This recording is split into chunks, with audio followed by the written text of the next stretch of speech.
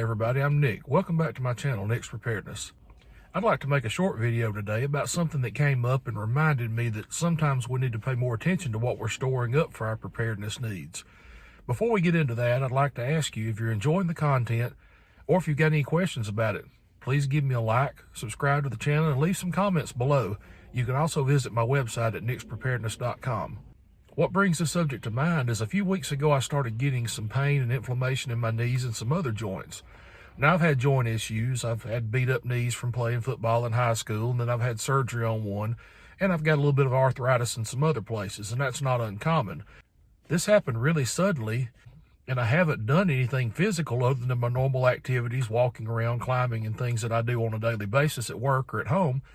So I had to look even closer to see what brought this on. At first, I thought maybe it was a change in the weather, but there wasn't a very drastic change over those few days.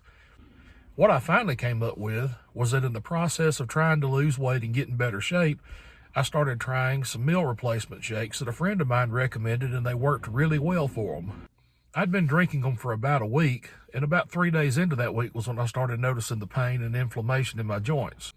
That weekend came around, and I wasn't drinking them on the same schedule, and I hadn't had one in 24 hours or so.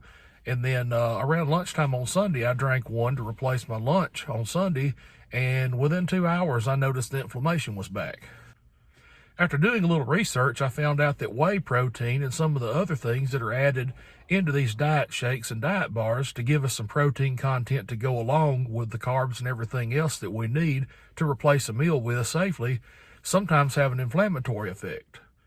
Another thing I paired that with was the fact that for a little while I worked out at a CrossFit gym, and that's when the paleo diet was getting really big.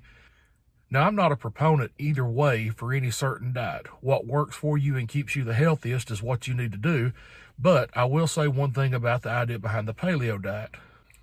Part of the idea was to try and remove some of the processed grains that we take in on a daily basis that lead to inflammation. Now, some of the things that I found that affect me if I eat a whole lot of them in a short period of time are corn and rice.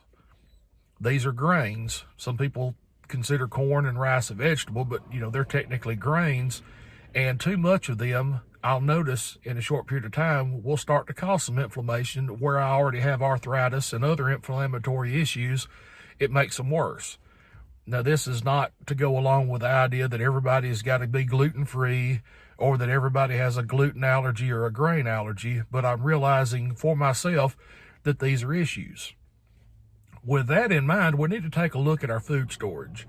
Not only do we need to prepare to have dried, long-term storage for certain types of food for survival, but we also need to make sure that they work well with our bodies. Sometimes we don't have a choice, and if I'm starving to death, I'm going to eat rice or I'm going to eat corn.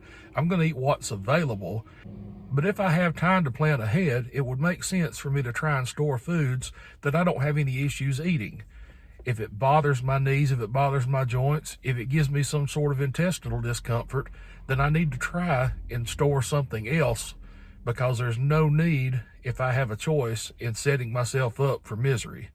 This is another place that planning is very important when we're preparing. Having pounds and pounds and pounds and Mylar bags inside of sealed buckets of rice, beans, and other dried goods is great, unless we can't eat them without having some sort of physical problems. So we need to make sure that whatever we're going to store to eat, we need to get some of that before we buy a ton of it. Make sure we can eat it. We also need to do this with some of the prepackaged items. I see different advertisements all the time, MREs, Food for Patriots, a bunch of these different things that we can get and put in storage, last a long time, and they're great. But we need to make sure before we purchase a bunch of them to sample them, eat them for a day or two, see how we feel, see if they have any side effects that affect us before we load up, spend a lot of money, or worst case scenario, we wind up having to survive off something that our bodies do not like for some reason. If you've ever seen somebody that had a serious allergy to some type of food, you know how serious this actually is. So before you start stockpiling a lot of food, make sure it's something you can eat, make sure it doesn't have any effects on you, and pay attention to your body for a couple of days after you eat it. If everything's good, go ahead and stock up, but make sure you get the same food If you get a certain type of rice, make sure you get that same rice when you stockpile it. If you get a certain type of bean, make sure you get that same brand, just a larger package.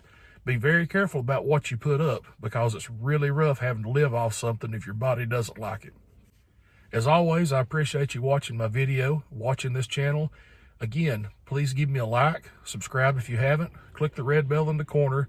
That way you get new videos as soon as they come out, and visit my website at preparedness.com. And remember, get better and stay ready.